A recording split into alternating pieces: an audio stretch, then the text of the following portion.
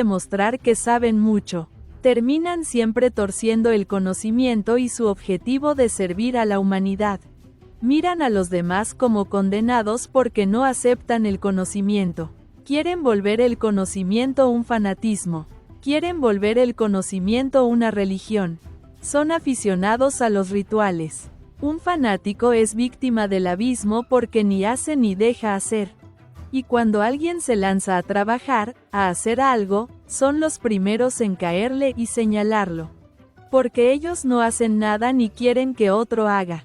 No sirven ni para bueno ni para malo. Desperdician su tiempo miserablemente en tertulias y cafeterías. Repiten siempre lo mismo. Siempre están dispuestos a iniciar una controversia, son cismáticos. Les gusta discutir y debatir. Afirman que hay que entrar a los templos con el pie derecho porque el izquierdo es negativo. Negativo es lo que tienen dentro de sí. Afirman que las mujeres no pueden dirigir cadenas de fuerza porque son pasivas. Se las dan de profetas y afirman cosas que no comprobaron. Viven hablando de tragedias y cataclismos. Son mete miedos. Tienen el yo apocalíptico. Siempre caen señalando a otros fanáticos porque ven el defecto a través del espejo. No escuchan sugerencias, son orgullosos. Son como la mala hierba, se encuentran por todas partes. Es importante profundizar y sacar conclusiones de todo esto y autoobservarnos para no dejar actuar al yo fanático. La mitomanía. La mitomanía es una tendencia muy marcada entre gentes afiliadas a diversas escuelas de tipo metafísico. Sujetos aparentemente muy sencillos, de la noche a la mañana, después de unas cuantas alucinaciones, se convierten en mitómanos. Incuestionablemente, tales personas de psiquis subjetiva casi siempre logran sorprender a muchos incautos, que de hecho se vuelven sus seguidores. El mitómano es como un paredón sin cimientos, basta un leve empujón para convertirle en menudo sedimento. El mitómano cree que esto del ocultismo es algo así como soplar y hacer botellas, y de un momento a otro se declara Mahatma, maestro resurrecto, hierofante, etc. El mitómano tiene por lo común sueños imposibles, sufre invariablemente de eso que se llama delirio de grandeza. Esa clase de personajes suele presentarse como reencarnaciones de maestros o héroes fabulosos, legendarios y ficticios. Empero, es claro que estamos haciendo énfasis sobre algo que merece ser explicado. Centros egoicos de la subconsciencia animalesca, que en las relaciones de intercambio siguen a determinados grupos mentales, pueden provocar mediante asociaciones y reflejos fantásticos algo así como espíritus, que casi invariablemente son formas ilusorias, personificaciones del yo pluralizado. No es pues extraño que cualquier agregado psíquico asuma forma jesucristiana para dictar falsos oráculos. Cualquiera de esas entidades, que en su conjunto constituyen eso que se llama el ego, puede si así lo quiere tomar forma de Mahatma o Gurú. Entonces el soñador, al volver al estado de vigilia, dirá de sí mismo, estoy autorrealizado, soy un maestro. Débese observar al respecto que de todos modos en el subconsciente de toda persona se halla latente la tendencia a la toma de partido, a la personificación. Este es, pues, el clásico motivo por el cual muchos gurujis asiáticos, antes de iniciar a sus discípulos en el magismo trascendental, les previenen contra todas las formas posibles de autoengaño. No es posible despertar conciencia, objetivarla totalmente, sin haber previamente eliminado los elementos subjetivos de las percepciones. Tales elementos infrahumanos están formados por toda esa multiplicidad de yoes pendencieros y gritones que en su conjunto constituyen el ego, el mí mismo.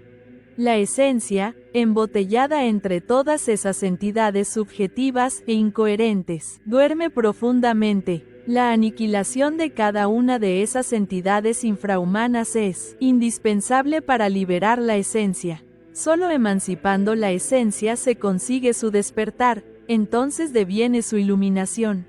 Yo creo que el equivocado sincero, el dormido que sueña estar despierto, el mitómano que a sí mismo se cree súper trascendido, el alucinado que se califica como iluminado, en verdad puede y suele hacer a la humanidad muchísimo más daño que aquel que jamás en su vida ha ingresado a nuestros estudios. Estamos hablando en un lenguaje muy duro. Empero, podéis estar seguro, querido lector, que muchos dormidos, alucinados, al leer estas líneas en vez de detenerse un momento para reflexionar, corregir y rectificar, buscarán solo una forma de apropiarse de mis palabras con el evidente propósito de documentar sus locuras. El peor género de locura resulta de la combinación de la mitomanía con las alucinaciones.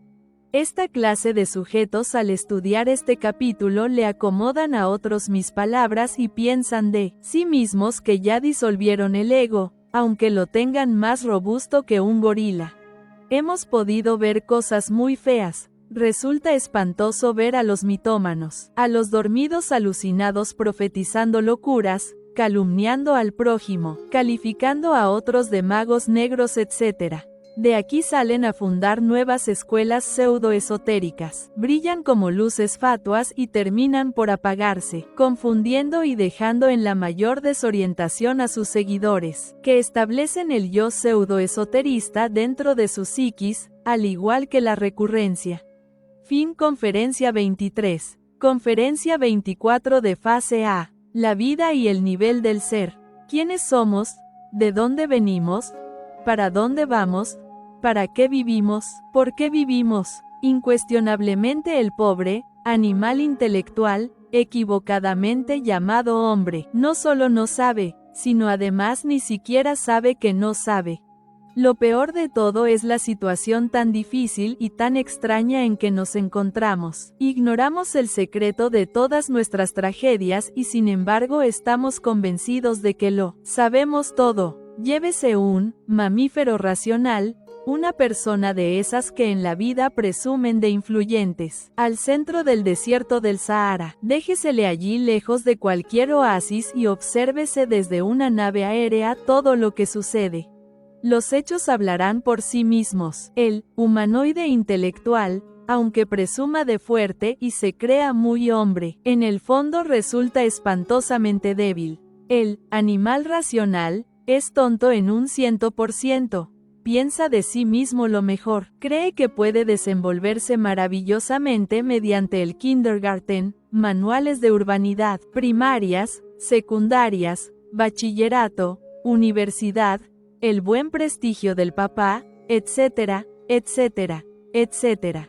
Desafortunadamente, tras de tantas letras y buenos modales y dinero, bien sabemos que cualquier dolor de estómago nos entristece y que en el fondo continuamos siendo infelices y miserables. Basta leer la historia universal para saber que somos los mismos bárbaros de antaño y que en vez de mejorar nos hemos vuelto peores. Este siglo XX, con toda su espectacularidad, guerras, prostitución, sodomía mundial, degeneración sexual, drogas, alcohol, crueldad exorbitante, perversidad extrema, monstruosidad, etcétera, etcétera, etcétera. Es el espejo en que debemos mirarnos. No existe pues razón de peso como para jactarnos de haber llegado a una etapa superior de desarrollo. Pensar que el tiempo significa progreso es absurdo. Desgraciadamente los ignorantes ilustrados continúan embotellados en el dogma de la evolución. En todas las páginas negras de la negra historia, hallamos siempre las mismas horrorosas crueldades, ambiciones, guerras, etc. Sin embargo, nuestros contemporáneos, supercivilizados, están todavía convencidos de que eso de la guerra es algo secundario, un accidente pasajero que nada tiene que ver con su tan cacareada civilización moderna. Ciertamente lo que importa es el modo de ser de cada persona. Algunos sujetos serán borrachos, otros abstemios, aquellos honrados y estotros sinvergüenzas. De todo hay en la vida. La masa es la suma de los individuos. Lo que es el individuo es la masa, es el gobierno, etc. La masa es, pues, la extensión del individuo.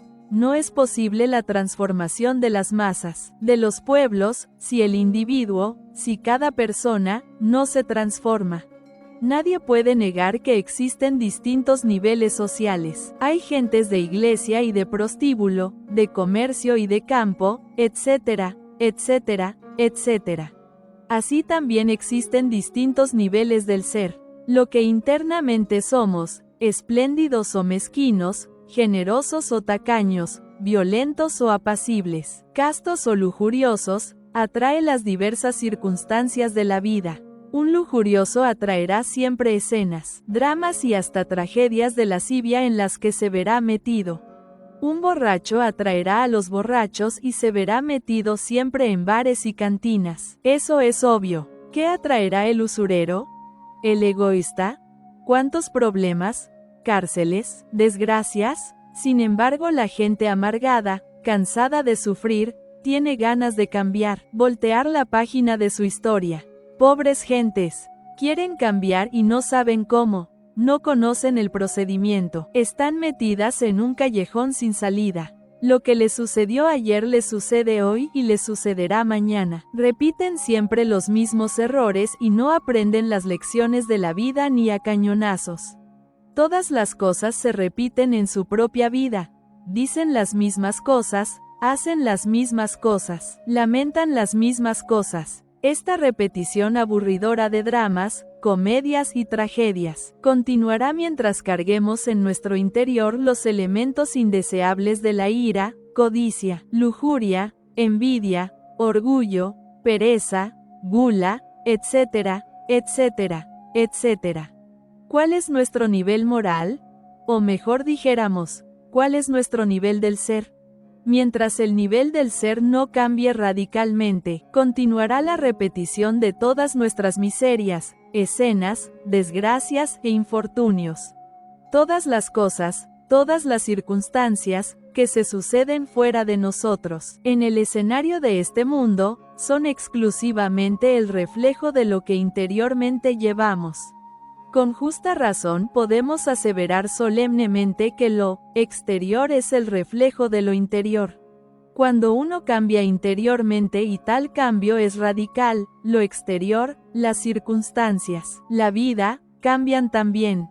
He estado observando por este tiempo, año 1974, un grupo de gentes que invadieron un terreno ajeno. Aquí en México tales gentes reciben el curioso calificativo de paracaidistas.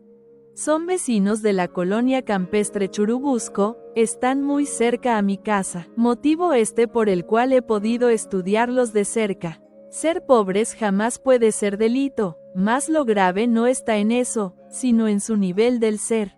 Diariamente se pelean entre sí, se emborrachan, se insultan mutuamente, se convierten en asesinos de sus propios compañeros de infortunio, viven ciertamente en inmundas chozas dentro de las cuales en vez de amor reina el odio. Muchas veces he pensado en que si cualquier sujeto de esos, eliminara de su interior el odio, la ira, la lujuria, la embriaguez, la maledicencia, la crueldad, el egoísmo, la calumnia, la envidia, el amor propio, el orgullo, etcétera, etcétera, etcétera, gustaría a otras personas, se asociaría por simple ley de afinidades psicológicas con gentes más refinadas, más espirituales. Esas nuevas relaciones serían definitivas para un cambio económico y social. Sería ese el sistema que le permitiría a tal sujeto abandonar la cochera, la cloaca inmunda. Así pues, si realmente queremos un cambio radical, lo que primero debemos comprender es que cada uno de nosotros, ya sea blanco o negro, amarillo o cobrizo, ignorante o ilustrado, etc., está en tal o cual nivel del ser. ¿Cuál es nuestro nivel del ser? ¿Habéis vosotros reflexionado alguna vez sobre eso? No sería posible pasar a otro nivel si ignoramos el estado en que nos encontramos. La escalera maravillosa. Tenemos que anhelar un cambio verdadero, salir de esta rutina aburridora, de esta vida meramente mecanicista, cansona. Lo que primero debemos comprender con entera claridad es que cada uno de nosotros, ya sea burgués o proletario,